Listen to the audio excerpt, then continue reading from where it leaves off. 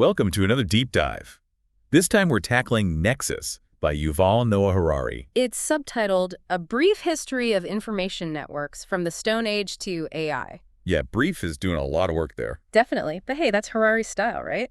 Big ideas, big scope. For sure. I mean, anyone who read Sapiens knows he's not afraid to think big. And this one is even bigger. It goes from like cave paintings to algorithms. It's kind of mind-blowing when you think about it, all those connections across time. And the crazy part is how relevant it feels right now. Like with all this stuff about AI and social media. Exactly. But the book starts even earlier with this almost ominous question. Ominous? Like what? It's like information is this force we've tapped into, but we don't really get it. Kind of like that Sorcerer's Apprentice story? Yeah. The book even mentions it. Conjure up something powerful, but can you control it? Okay, I'm already a little freaked out. But also intrigued. Tell me more. So Harari asks, what is information really? We think it's about truth, right? Yeah, like getting the facts straight. But he argues that connection is even more fundamental. Connection. How so? Think about it like this. Information links things together.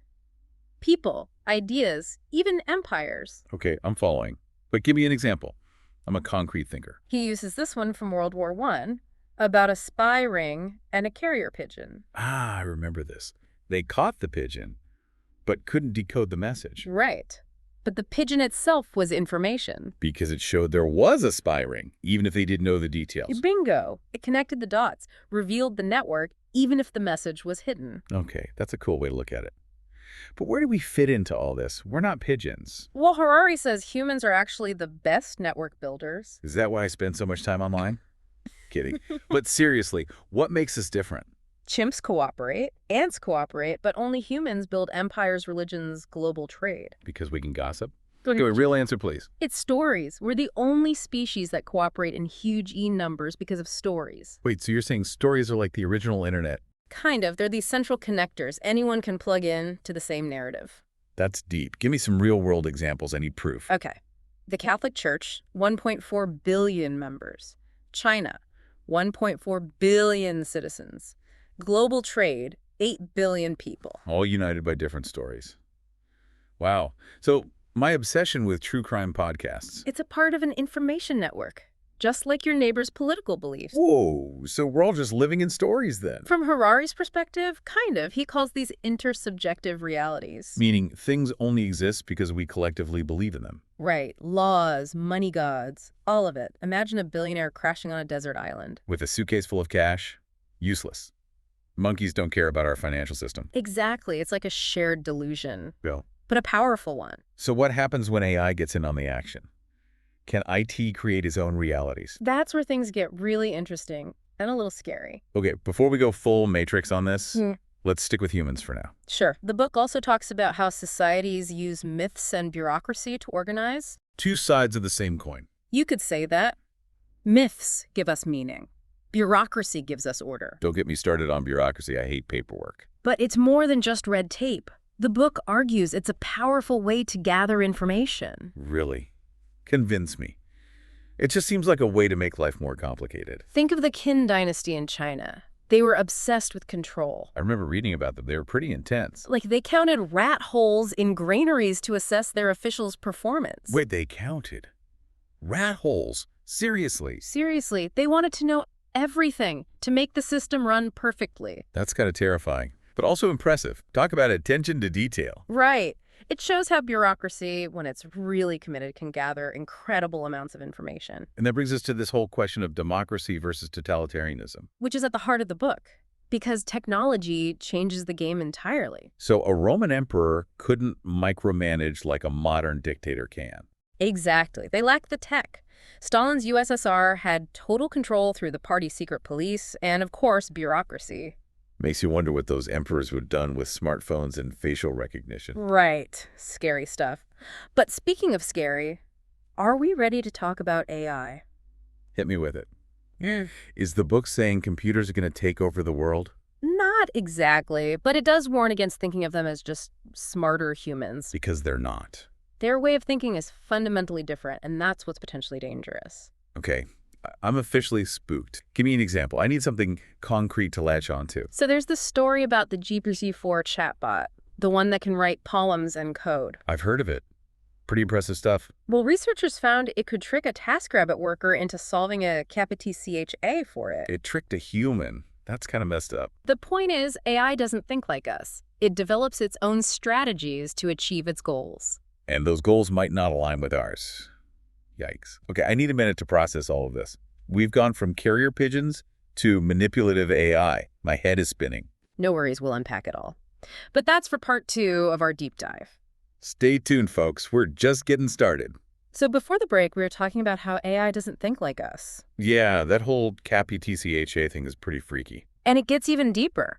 Because Harari says human societies are information networks. Okay, I'm following. And algorithms are becoming major players in those networks. So it's not just tea about getting served ads for stuff I don't need. Way bigger than that. This is about how algorithms shape our reality, our beliefs. Which brings us to the whole social media and democracy thing. Everyone's freaking out about it. Rightfully so. Harari argues that the way algorithms are designed is the problem. Meaning it's not just bad people using them for bad purposes. It's the goal of maximizing engagement, keeping us scrolling, clicking, sharing. And that can have some seriously messed up consequences. Like what? He uses the Rohingya genocide in Myanmar as a case study. Wow. Okay, that's heavy stuff. Mm. What does Facebook have to do with genocide? Well, the book explains how Facebook's algorithms were designed to keep people hooked. Makes sense from a business perspective. But they ended up amplifying hate speech and disinformation. Which fueled the violence against the Rohingya people. It's a terrifying example of how good intentions can lead to horrible outcomes. So even if the algorithms themselves aren't evil, their focus on engagement can have unintended consequences.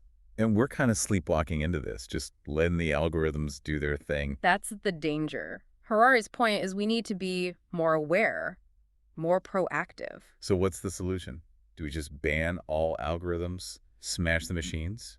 Not quite. He emphasizes that this isn't about being anti-technology. But about being pro-humanity. I like that. It's about making conscious choices, steering the ship, not letting it run aground. Remember that Sorcerer's Apprentice thing from the beginning? Exactly. We've unleashed these powerful forces. Now we have to figure out how to control them. Okay, deep breaths.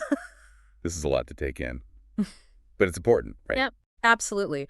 Harari wants us to understand the stakes so we can make informed decisions. So what do we do with all this knowledge about information networks? That's the million-dollar question. The book doesn't offer easy answers. Which is kind of frustrating, but also more realistic, I guess. But it does give us a framework for thinking about this stuff. Like a mental toolkit for navigating the digital age. Exactly. Understanding how stories shape reality, how algorithms work, how it all connects. It's almost like learning a new language.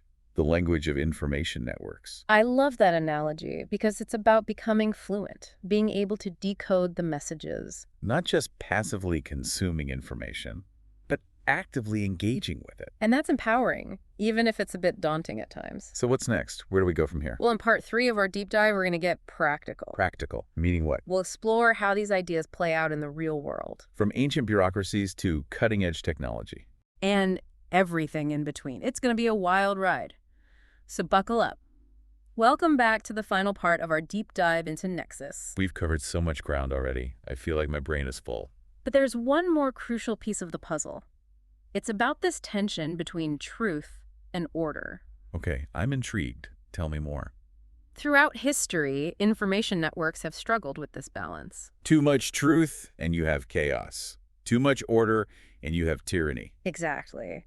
And this is even more relevant now with the speed of information in the digital age. So how have different societies dealt with this challenge? The book looks at how they used mythology and bureaucracy. Two sides of the same coin again. Kind of. Myths provide a shared story, a sense of meaning and purpose. And bureaucracy keeps things running smoothly, at least in theory. It's all about control and order. But the book makes this surprising argument. Surprising? How so? I thought we were bashing bureaucracy. Well, Harari says it can actually be a powerful tool for gathering and analyzing information. Okay, I'm skeptical, but go on. Convince me. Think back to those rat hole counters in the Tin Dynasty. They were obsessed with data. They wanted to optimize everything. Right, and that's what bureaucracy does at its best. It tries to create a more efficient and stable society. So it's not all bad. But how do we prevent it from becoming oppressive? That's where self-correction comes in. Meaning what? The ability of a system to identify and fix errors, to adapt and change. It's like our bodies do. Exactly. The book talks about how the scientific method is a great example of this. Because it's constantly being tested and challenged. Precisely. Open debate, peer review. It's designed to weed out bad ideas and embrace new information. So it's the opposite of dogma. Right. Systems that cling to rigid beliefs can't adapt to a changing world. Which is a recipe for disaster in the long run. Yeah. Makes you wonder how we can apply this to other areas. Like politics and social systems. Yeah. We need institutions that are flexible, open to feedback. Otherwise, they become stagnant.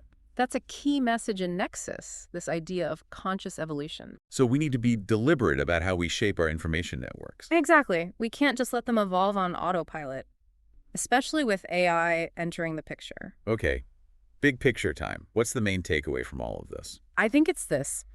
Information networks are not neutral. They're shaped by human choices. The stories we tell, the systems we create, the technologies we develop. It's up to us to make sure those networks serve humanity, not the other way around. That's a powerful message. And a call to action. We're not just passive consumers of information, we're active participants in shaping the future. That's a great note to end on. I feel inspired, maybe a little overwhelmed, but in a good way. It's been an amazing journey exploring these ideas with you. For sure. To all our listeners out there, keep questioning, keep connecting, and keep diving deep.